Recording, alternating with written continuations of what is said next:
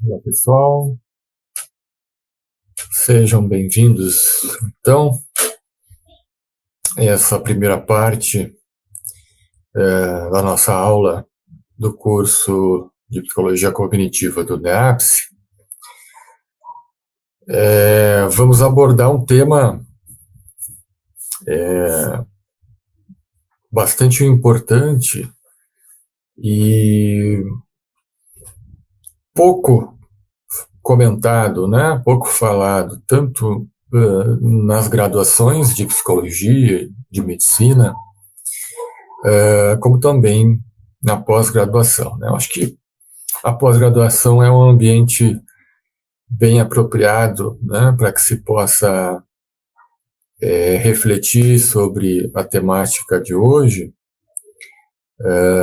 Acho que pega, né, o pessoal já um pouco mais maduro, já com uma vivência de clínica, de contato com o paciente, e acho que permite uma reflexão mais aprofundada, né, sobre o nosso tema, que é, na verdade, a questão da ampliação da consciência, né?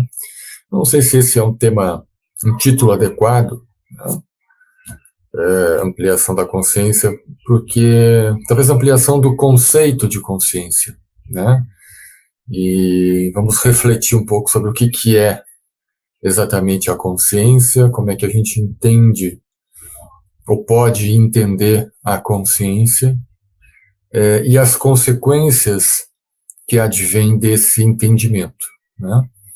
Acho que o que a gente não deve, como profissionais de saúde, é deixar de ter uma ideia, né, uma opinião, uma reflexão pessoal sobre o que é a consciência, quais as suas propriedades e as consequências filosófico-clínicas, vamos dizer assim, dessa visão sobre a nossa consciência, que não deixa de ser também uma visão de mundo, né, uma visão da natureza humana.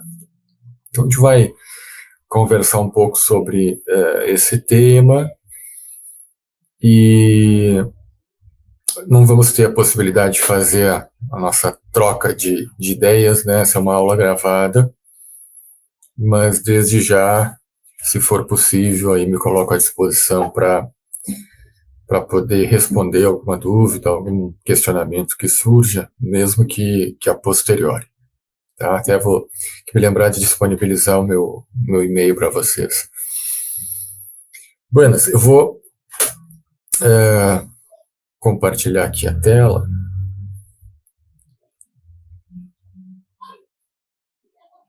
E quero também me apresentar para vocês.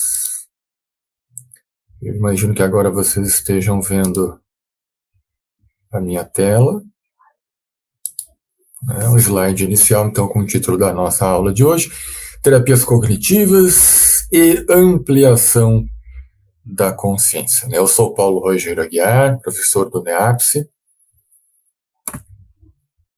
Eu sou médico psiquiatra há muitos anos, né? Me formei em psiquiatria em 2006 e sou também acupunturista.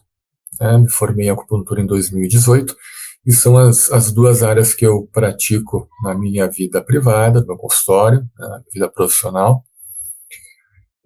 Fiz, assim como vocês, o curso de terapias cognitivas do NEAPS, e é uma alegria estar de volta aí, né, podendo participar do curso, desse ambiente.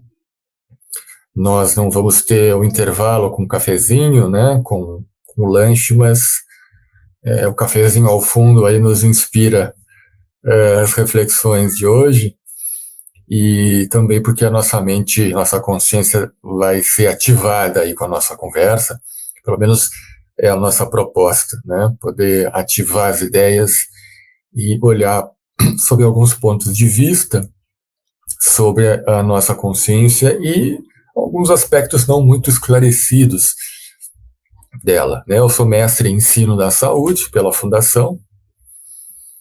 Eu coloco aqui conflitos de interesse, porque sempre que a gente fala sobre um tema que envolve pesquisa e tal, né, tem a questão do conflito de interesse.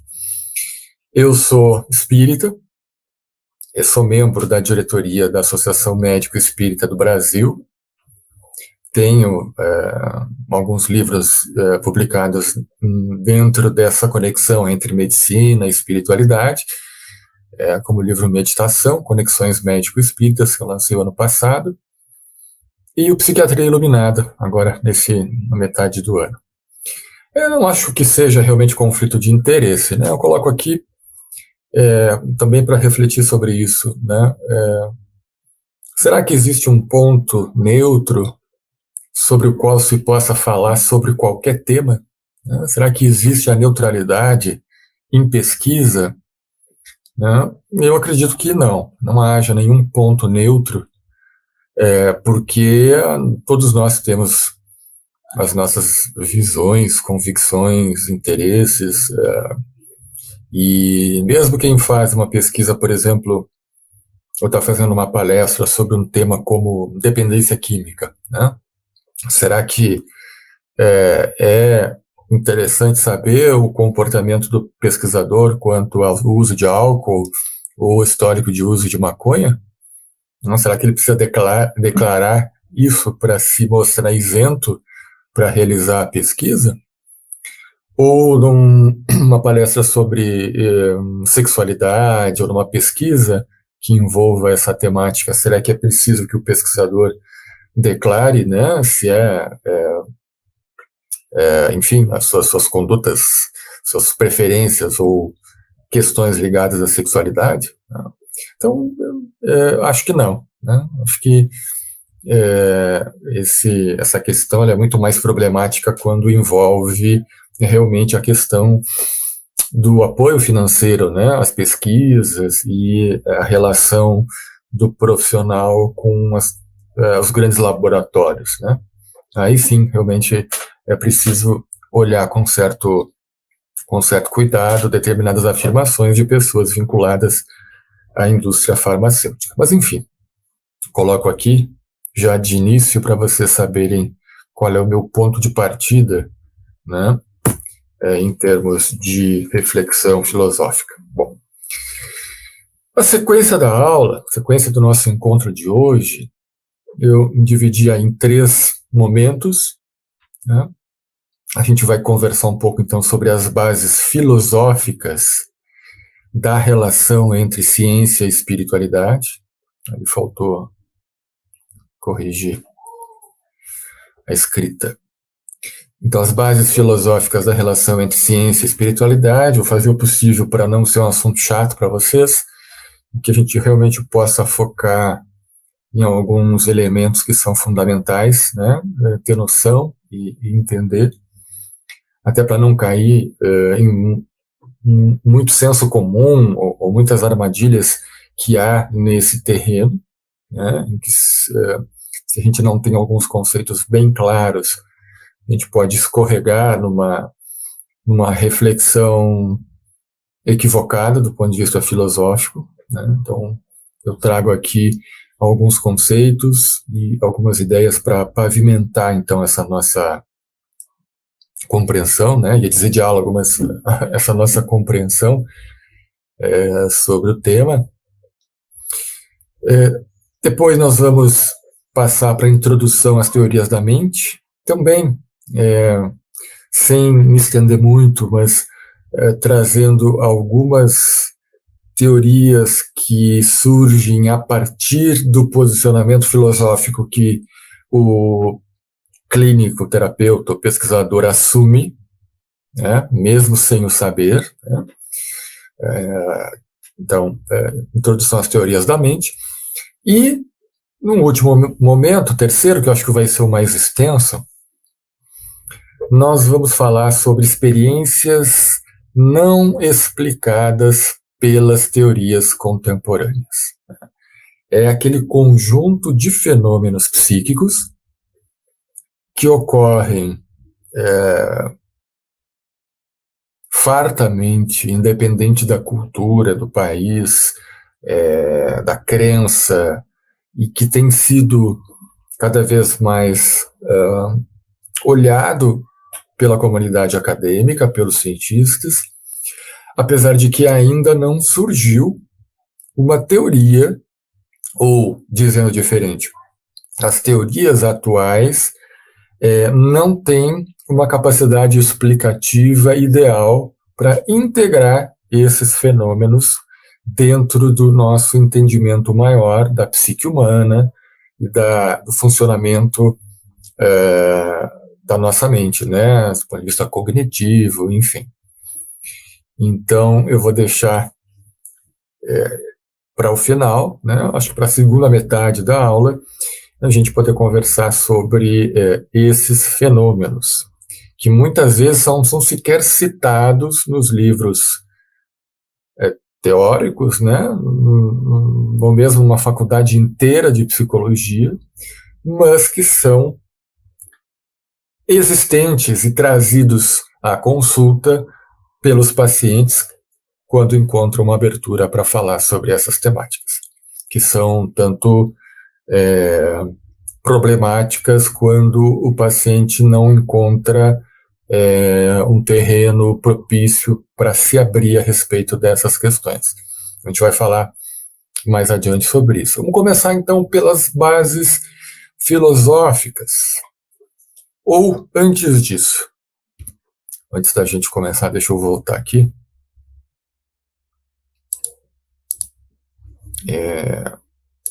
Eu queria mostrar para vocês que existe uma literatura muito grande, muito vasta, sobre esse tema, né?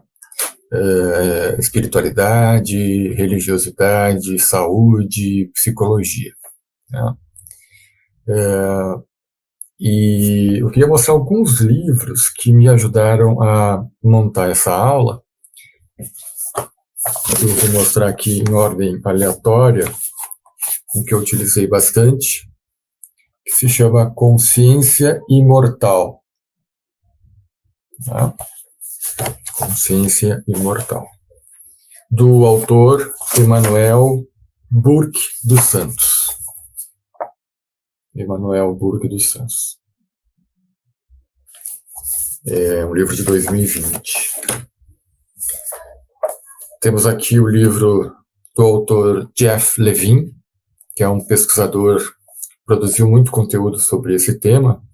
E nós temos um livro em português chamado Deus, Fé e Saúde,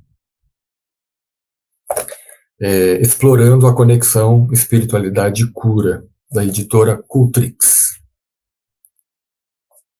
Editora Cultrix. Temos aqui um livro antigo,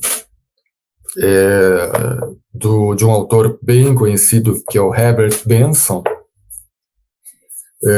Medicina Espiritual, o Poder Essencial da Cura. Também um pesquisador, que produziu muito conteúdo, principalmente no início dessa retomada das pesquisas acadêmicas sobre espiritualidade e saúde, sobre a questão da meditação e do relaxamento, e o efeito disso no corpo humano. Esse livro, organizado por dois colegas brasileiros, que é o Alexander Moreira Almeida e o Franklin, que é psiquiatra, né? E o Franklin Santana dos Santos, que é um geriatra, pela editora Springer, um livro em inglês, apesar dos autores serem brasileiros, Exploring Frontiers of the Mind-Brain Relationship. Esse diretamente assim, ligado ao assunto da nossa aula de hoje, porque vai abordar questões filosóficas e questões desse universo de fenômenos não muito bem explicados e que esclarecem ou nos fazem repensar as relações entre o cérebro e a mente e como isso se dá. Um livro muito bom. Temos um livro do psiquiatra Paulo Del Galarrondo, né? Talvez vocês conheçam da faculdade, que é o Religião, Psicopatologia e Saúde Mental, da ArtMed. O Paulo da Rondo também um autor nacional, referência nesse campo. Editora ArtMed. Temos aqui o livro Freud versus Deus, do Dan Blazer, um livro em português, pela editora Ultimato, um livro que foi traduzido, autor Dan Blazer, Como a Psiquiatria Perdeu a Alma e o Cristianismo Perdeu a Cabeça.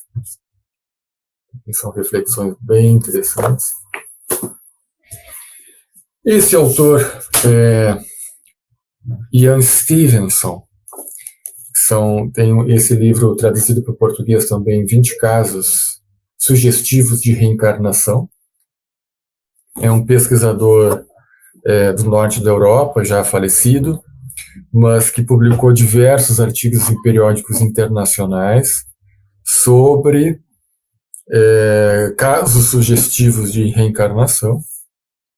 E o Ian Stevenson iniciou essa linha de pesquisa e conseguiu uma grande notabilidade no meio acadêmico, uma respeitabilidade pela qualidade da pesquisa que ele desenvolveu. Nós temos um dos livros dele, esse aqui, em português. Nós vamos voltar a falar sobre ele mais adiante. E um livro clássico também, antigo, eu acho que há edições mais recentes dele, que é o do Harold Koenig, Handbook of Religion and Health. Esse aqui é o que reúne todas as principais pesquisas do século XX em espiritualidade e saúde. Há um livro posterior, pegando as pesquisas do século XXI, mas esse eu não tenho aqui comigo. Bom, apresentadas as referências, vamos voltar aqui para a aula e vamos começar a nossa reflexão sobre as bases filosóficas da relação entre ciência e espiritualidade.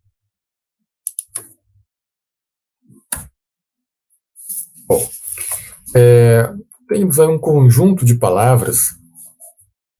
Nós vamos passar pela definição um pouco de cada uma delas, porque existe uma grande falta de conhecimento, né, sobre alguns conceitos básicos que compõem a filosofia da ciência, né, vamos dizer assim. E esse desconhecimento ele leva a uma incompreensão sobre uma série de coisas, né? Mesmo o termo ciência. Ciência. O que é ciência? Se a gente não sabe o que é ciência, nós não vamos saber distinguir, por exemplo, ciência de pseudociência. Nós vamos cair em preconceitos ou em concepções equivocadas sobre o conceito de ciência, recorrendo a um lugar comum, né, sem o entendimento filosófico do que realmente venha a ser ciência. Então, a ciência, pessoal, consiste, naturalmente, numa atividade intelectual, né, e numa prática que abrange o estudo sistemático de como o mundo físico, como o mundo natural se comporta. Né? Então, estuda a estrutura e o comportamento do mundo físico e natural por meio do quê? Da observação, né, sistemática e cuidadosa desse mundo natural ou da experimentação, da experiência com os elementos que compõem esse universo natural. Muito bem. Então, a ciência envolve a investigação de hipóteses. Investigação de hipóteses. Né? Eu entro em contato com o mundo, procuro observar o relacionamento entre as coisas, as relações de causa e efeito, e levanto uma teoria, uma hipótese para explicar como aqueles elementos, que lei rege o relacionamento entre aqueles elementos do mundo natural. Então, através da experimentação, quando possível, for possível fazer uma experimentação, porque nem sempre se faz ciência com experimentação. Tá? Basta lembrar a teoria, por exemplo, de evolução das espécies de Darwin e entender que, bom, não é possível experimentar evolução. Tá? Não é possível experimentar evolução de espécie. Eu não tenho como acompanhar, né, séculos e séculos, milênios, a evolução.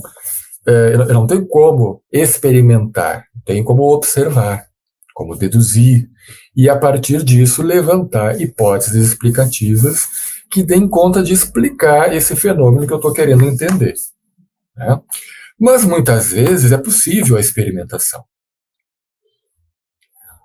E faz parte do escopo, né, do objetivo da investigação científica, encontrar hipóteses que sejam testáveis, né? Que eu possa encontrar algo que a confirme ou, principalmente, que a refute. Porque se eu tenho uma hipótese que não pode ser refutada, ela não é uma hipótese científica. Porque se eu não posso demonstrar que esse postulado, que essa hipótese é falsa, eu já fugi do âmbito da ciência. Né? Eu estou num outro âmbito. Né? A ciência, ela precisa confirmar ou infirmar hipóteses. E é justamente através da busca das falhas das nossas teorias, das nossas hipóteses, que a ciência vai avançando. Né? Então, se eu tenho uma hipótese que se mostra verdadeira em diversas situações, em diversas experiências, legal, eu tenho uma boa hipótese, e essa hipótese explica, pelo menos em parte, o que eu vejo. Tá? Mas se eu encontro determinado conjunto de situações em que aquela hipótese se mostra errada, em que ela não explica, que ela falha em fazer uma previsão do resultado, bom, então aí eu passo a perceber que, bom, a minha hipótese, ela é boa, ela se aplica em uma série de circunstâncias, mas em algumas não. Então ela precisa ser aprimorada. Eu preciso compreender melhor esse fenômeno para ampliar o meu entendimento, para ampliar a minha hipótese ou reformulá-la completamente. E assim a ciência vai avançando. Então, muitas vezes as hipóteses que não são testáveis, que não podem ser refutadas mediante experimentos, são consideradas como verdades científicas. E aí entra um primeiro grande problema aqui do nosso estudo breve da filosofia da ciência. Algumas verdades científicas, tidas como verdades científicas, na verdade, a gente também pode olhar para elas como hipóteses que não podem ser refutadas. Né? E aí nós temos um problema epistemológico muito grande. Né? E é nesse meio complexo e cheio de problemas epistemológicos que nós vamos situar nosso entendimento da relação entre ciência e espiritualidade. Né? Segundo o filósofo da ciência, o Karl Popper, que é um dos grandes filósofos da ciência, todo conhecimento é falível, é corrigível e provisório, sendo que a refutabilidade, né, a capacidade de negar aquela hipótese, é o que separa aquilo que realmente é científico daquilo que não é científico. Né? Porque se eu tenho uma hipótese não refutável, ela não é uma hipótese, ela é um dogma.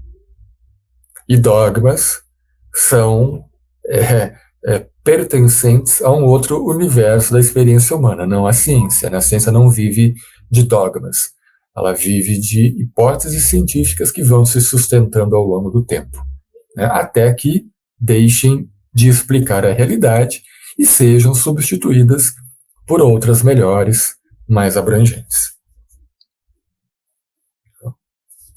Então, muitas vezes, no nosso meio científico, né, esses pressupostos metafísicos são tratados como verdade científica, né?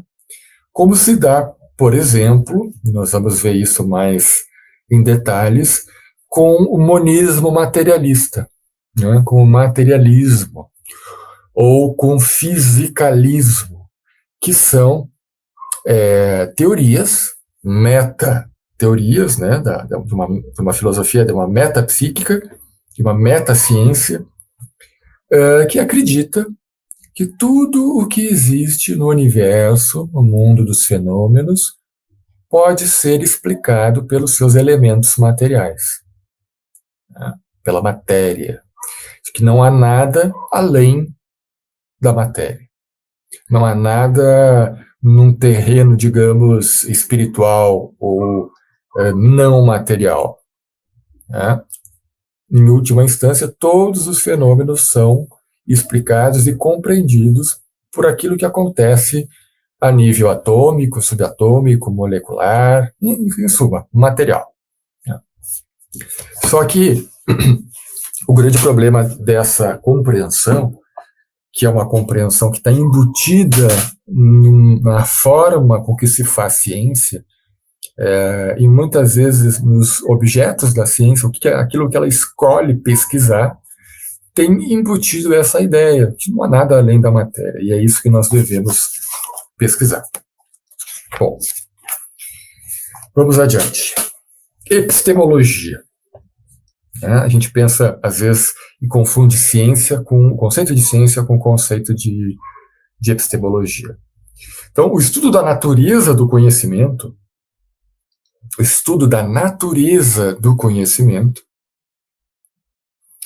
assim como o objetivo, né, desse conhecimento, da escolha, da aquisição desse conhecimento, não cabe à ciência, né, ao contrário do que muitos pensam, mas sim à epistemologia, que é um ramo da filosofia, né? Então, há duas grandes escolas epistemológicas, eu não vou cansá-los demais com isso, mas há duas grandes escolas bastante lógicas, bastante fáceis de entender, que são o empirismo e o racionalismo, né? Então, a escola epistemológica do empirismo tem como expoentes aí o John Locke, o David Hume, né? E o racionalismo tem como expoentes os filósofos Spinoza e Leibniz, né? Então, o empirismo, que vem de empírico, ele sustenta que o caminho para o conhecimento da verdade se dá através da experiência sensorial, né? Nos afirmando a importância da observação do exterior, da observação do universo, da observação objetiva, né, em terceira pessoa, vamos dizer assim, das coisas, né? Já os racionalistas sustentam que o caminho da verdade é e ocorre por meio da lógica, por meio do processamento racional, mental, né, independente dos sentidos físicos, independente da observação exterior, né, mas através da mente, enfatizando esse processo subjetivo, interno, interior, ou em primeira pessoa. E aí chegamos em René Descartes, né, que todos já ouviram falar, aquele pensador do século XVI, nasceu no século XVI, e até faleceu em 1650, século XVII, que é comumente considerado o pai da filosofia moderna, e ele também é frequentemente visto como um misto entre a do empirismo e do racionalismo, né? em que ele separa, né, ele é comumente conhecido por separar de forma radical o corpo e a mente, né? Mas e que o seu errôneo e não científico dualismo trouxe dano à ciência ocidental, né? Há muitos mitos em torno de René Descartes, tem até um livro que trata especificamente sobre a ideia equivocada que se tem de Descartes, como ele tendo realmente separado, né, aquilo que está no universo mental, racional, do universo material. Tentando lembrar que o autor é o Gilbert Ryle, que era um filósofo também, que publicou uma obra que em português seria O Conceito da Mente, né? E trata justamente dessa dualidade mente-corpo. Bom,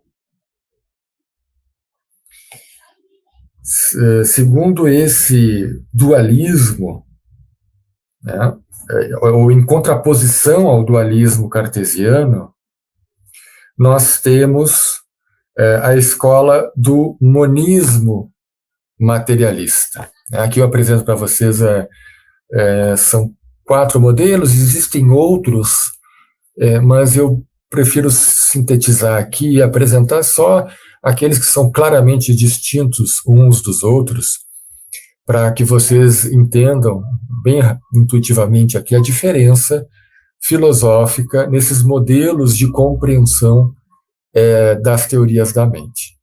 Tá? São vários autores, são vários filósofos, eu vou sintetizar para vocês aqui a ideia, por exemplo, do monismo materialista, né? Que é talvez a escola predominante, né? Aquela em que está a maior parte, eu acredito, da comunidade acadêmica atual, em todos os ramos do conhecimento humano, né? Que é aquela que acredita, ou pelo menos atua como se acreditasse, né? Ou faz pesquisas como se acreditasse que toda a realidade psíquica pode ser reduzida às explicações materiais. Nós vamos ver os desdobramentos disso mais adiante, mas tem a ver com a natureza cérebro-mente. Seria a mente, então, esse universo subjetivo, totalmente explicável pelo conjunto neurobiológico que compõe o cérebro. E nós temos o modelo materialista promissório, que é muito próximo a esse, né?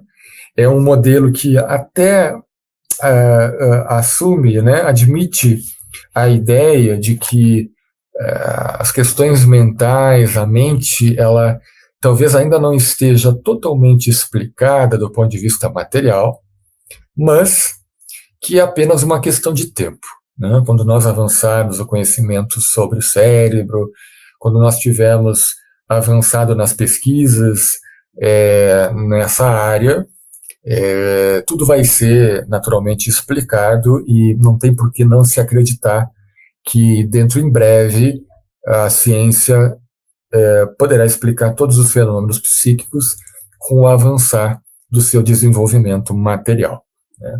Então ela é dita assim materialista promissória porque ela, na verdade, assina, né, uma nota promissória em que nos delega para o futuro a explicação completa sobre a natureza humana com o avançar das pesquisas materialistas. Existe o modelo interacionista dualista, né, que esse surgiu a partir de Descartes, na qual há, então, 2 realidades, né, uma realidade material, uma realidade não material, psíquica, e que essas 2 interagem, né, entre si, dando, então, a formação do ser humano, né? Mas ela reconhece a existência de algo que vai além da matéria, né? Mas ela não explica como se dá esse relacionamento entre o pensamento, entre o não material, entre a consciência e o universo físico, biológico, atômico, né? Então, ela é uma teoria, de certa forma, incompleta, mas que começa, ou reconhece a existência de algo que não possa ser explicado pela natureza fisiológica. Bom, e o quarto é o oposto dos modelos 1 e 2, né, que é o fenomenalismo ou o modelo monista imaterial, né?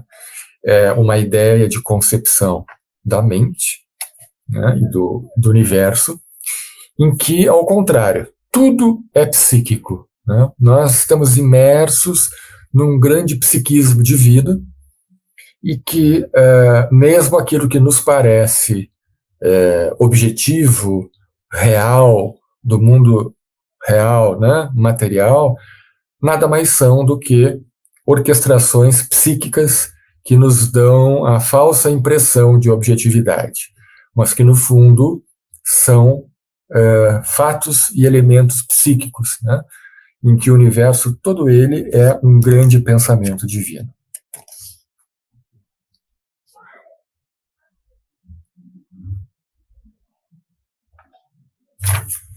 Bom, entrando então nos desdobramentos dessas ideias, algo que toca mais diretamente aqui a nossa realidade como profissionais de saúde, né, é o dualismo cérebro-mente, mente e cérebro, né? O que vem primeiro? Como há a interação entre esses dois elementos? Como que se dá a hierarquia entre eles? Cérebro e mente são a mesma coisa ou são coisas distintas que interagem e formam o ser humano, né? Essa é uma questão fundamental, né? E para a qual há hipóteses de trabalho, há hipóteses científicas, e o que queremos trazer aqui de mais importante é que essa não é uma teoria provada, né? Não há respostas cientificamente definitivas para essa questão tão antiga, né? Não sei se vocês tiveram na faculdade alguma aula a respeito dessa dualidade. Eu me lembro que durante alguns anos eu dei aula no curso de psicologia da UBRA, no campus Gravataí. E na disciplina de psicopatologia, nós tínhamos alguns momentos para poder fazer essa reflexão, né? E pelo menos aguçar o pensamento ou colocar, né, o nosso interesse sobre essa questão, porque ela é fundamental para o psicólogo, né? Ainda que possa não ser fundamental do ponto de vista da técnica que vai ser utilizada, mas de compreensão do ser humano, ela é fundamental, né? E o que a gente traz aqui não é a defesa de nenhuma delas, mas a demonstração de que não há uma hipótese definitiva e comprovada nos dias de hoje, ainda com os avanços científicos que tenham se dado nas neurociências, nas neuroimagens, né? Existem duas hipóteses concorrentes que são igualmente científicas, mas que estão sendo, digamos assim, né, estão em pleno embate, né, para ver qual delas dá conta de explicar a maior variedade da experiência humana, né? E a gente vai aprofundar isso um pouco mais adiante. Bom, então temos o cérebro produtor. O que é o cérebro produtor? É a visão convencional, né, a visão predominante entre os pensadores e cientistas da modernidade, de que o cérebro é o produtor da mente, né? As sinapses, o funcionamento cerebral, a complexidade dessa rede de bilhões de neurônios. A partir dessa complexidade surge o que nós chamamos de consciência, né? Os nossos sentimentos, as nossas opiniões sobre o mundo, a nossa visão das coisas, a nossa subjetividade, o amor que sentimos pelas pessoas, os estados religiosos, espirituais, de êxtase, as questões místicas, o senso de conexão com o transcendente, tudo é movido e gerado a partir da química cerebral e da elétrica cerebral, né? Essa visão é chamada também de epifenomenalismo, né? Em que a mente nada mais é do que um epifenômeno do cérebro, né? Um epifenômeno do cérebro, ou seja, ela só existe a partir da existência cerebral. Ela não existe além do cérebro, nem independente do cérebro, né? Ela é exclusivamente um elemento que surge a partir da complexidade do nosso sistema neurobiológico, fruto da evolução de bilhões e milhões de anos das espécies.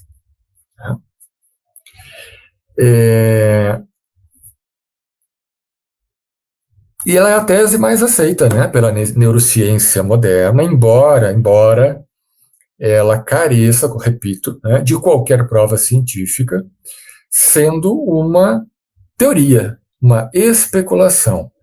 Ela é uma crença daqueles que fazem a ciência, mas ela não é um fato demonstrado, né? E o problema desse modelo é que ele não explica algumas questões, como, por exemplo, a conhecida neuroplasticidade, né? Como é que há a neuroplasticidade numa consciência que é gerada a partir do cérebro, né? Quer dizer, o próprio cérebro ele altera o seu status quo, o próprio cérebro muda a sua própria engrenagem biológica para se adaptar às circunstâncias do mundo exterior, tá? Seria algo como a própria televisão mudar a sua programação ou os seus canais, né? Do meu ponto de vista, há a necessidade de um metasistema para produzir alterações no próprio sistema, assim como há a necessidade de um programador para produzir alterações na programação, no computador, né? Então, a neuroplasticidade é um dos elementos que já plenamente evidenciados, né, pesquisados e demonstrados, a neuroplasticidade em si, né? A gente sabe hoje em dia que mesmo o cérebro, depois de adulto, há síntese de neurônios, há modificações da plasticidade, das redes neurais, coisa que há poucas décadas atrás não se acreditava, né? Se tinha a ideia muito clara de que o cérebro, ele, uma vez formado, ele só ia degenerando, né? Ele só ia tendo perdas cerebrais, neuronais e perdas sinápticas, né? Outros elementos, assim, que essa teoria do cérebro produtor não explica por exemplo, a questão do efeito placebo, né? Como que pílulas de farinha, né, sem um princípio ativo, pode promover alterações cerebrais. Nós temos pesquisas que mostram, por exemplo, que pílulas de farinha são capazes de promover a síntese de dopamina pelo cérebro em regiões especializadas, melhorando clinicamente pacientes com Parkinson, por exemplo, né? Apenas a crença do paciente estar tomando um remédio promove, ou é capaz de promover, a alteração da síntese de neurotransmissores de pacientes que têm lesões nos núcleos formadores da dopamina, né? Que é o caso típico do Parkinson. E isso verificado através de ressonância magnética funcional, né? Ainda no terreno da neuroplasticidade, né? Como é que se explica as alterações estruturais que ocorrem numa terapia cognitiva, por exemplo, né? Como é que a palavra e a mudança da crença pode promover alterações na biologia, né? Se é a biologia que gera a crença, que gera o psi, como que uma alteração no psi pode gerar uma modificação no bio, né? Mais uma vez, nós teríamos que entender como que o software pode modificar o hardware, né? Há um problema filosófico grave aí e que diz respeito aqui direto, né, ao nosso fazer psicoterápico, seja cognitivista ou não, mas como a palavra induzindo uma modificação de crenças, de pontos de vista, uma revisão de emoções, pode gerar alterações no maquinário cerebral, né? Segundo a visão do cérebro produtor, não poderia ou não deveria haver esse tipo de alteração, que não se questiona porque é demonstrado por exames de neuroimagem funcional, né? E outros fenômenos, como os efeitos da meditação no cérebro, os efeitos da espiritualidade no cérebro, da religiosidade, né? Os efeitos das experiências de quase morte, que é um tema que nós vamos abordar mais adiante. Como explicar, né? Porque, segundo esse modelo, o cérebro secreta a consciência. É um secretor, sendo a mente um resultado das redes neurais, né?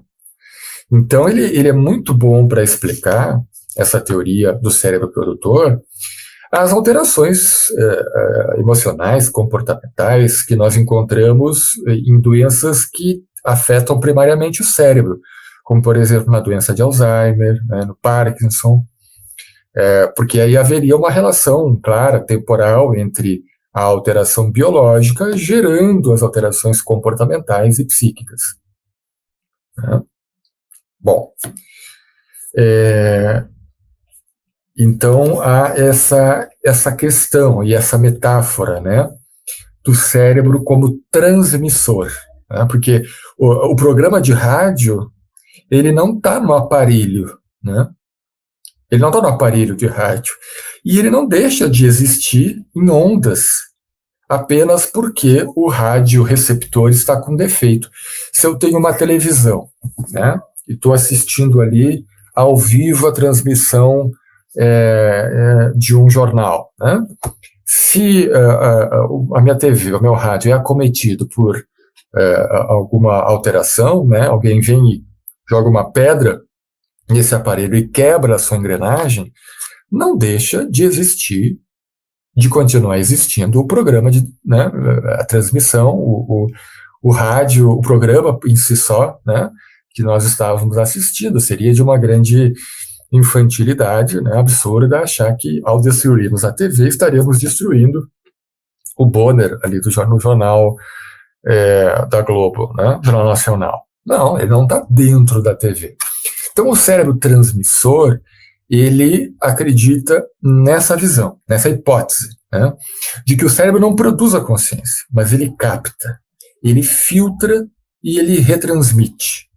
Ele dá a possibilidade da expressão dessa onda de TV ou de rádio, seja lá que onda for, que faz com que que haja essa existência, né, no universo físico, no universo real, daquela onda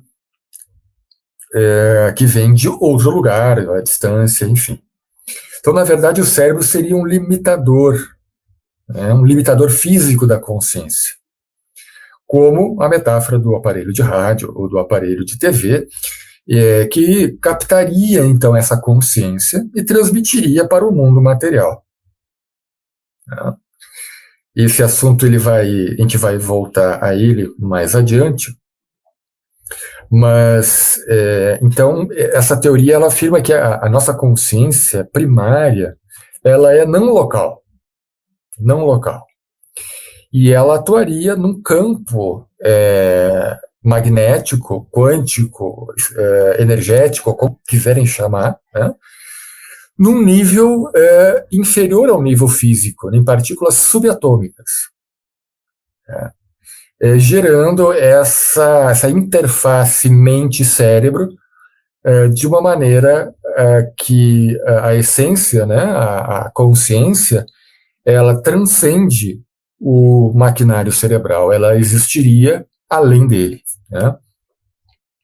Bom, existem alguns pesquisadores importantes, né, que defendem essa ideia do cérebro transmissor, desde William James, né, o pai da psicologia, até outros, né, mais recentes, como o filósofo David Chalmers, o próprio filósofo da ciência, o Karl Popper, e vários outros pesquisadores, o Wilder Penfield, John X, e pesquisadores recentes, né, que, diferente desses que muitos que eu citei, não tiveram a oportunidade de visualizar esse cérebro funcionando em tempo real, né, com os nossos modernos aparelhos de ressonância magnética funcional, que permite ver o que acontece no cérebro durante determinadas tarefas, né, durante determinadas atividades em que esse cérebro é testado.